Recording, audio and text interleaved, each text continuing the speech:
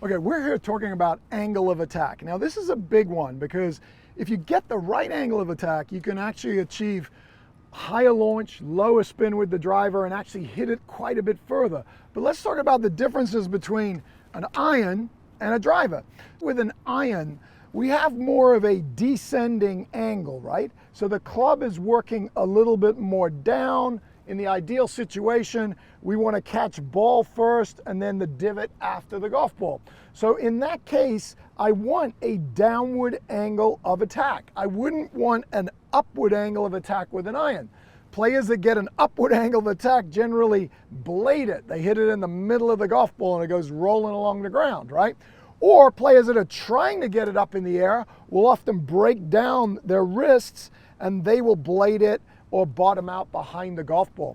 So with an iron, we want that forward leaning shaft and we want to make sure that our body is rotating and we're hitting ball first and then the ground. We always want with the iron to feel like we're hitting down and the divot is occurring much further up. And that's happening because I'm rotating and using the ground effectively. So my pivot, my push of the ground will deliver the club to the ball. But always think with an iron, I'm not trying to chop down on it. I'm simply trying to keep my pelvis moving and my torso moving so that I deliver a little bit of forward leaning shaft to the golf ball. So that is that descending blow, that downward angle of attack. And it ranges depending on the type of shot you're gonna hit, the type of grip you have, the type of swing you may have. So some players might be a little bit more down than others. The more angle I have down with the way the face is presented to the ball, it could create more spin, or in some cases it can create less spin. But it differs dramatically when we go to this guy. And I know that this is the one that we all want to hit the furthest. Anytime we use the driver, the ball's on a tee. And when it's on a tee, I wouldn't want to be hitting down. That's why I've put this huge tee here. If I was to hit down on this, I would go straight underneath it, right? And if it was a normal tee and you did that, you get one of those nasty little marks on the top of the driver head like this, which we all hate, right? So what we're ultimately trying to do is I want to make sure that I'm trying to move the club more ascending as it comes through impact. So with the driver, I want this going from low to high. So on average, when we look at the tours, on the PGA Tour, it's about 1.9 to 1 degree up. So that doesn't sound like a lot, but you got to remember that the best players in the world, they're actually trying to hit it in play a lot of the times. It's not always for maximum distance.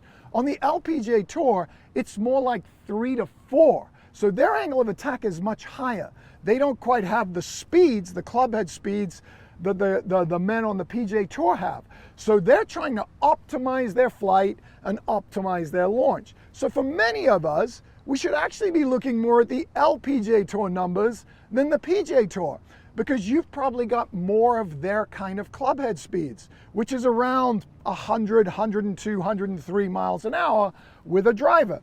If I'm in that category, the more I hit up, the further the ball's gonna go.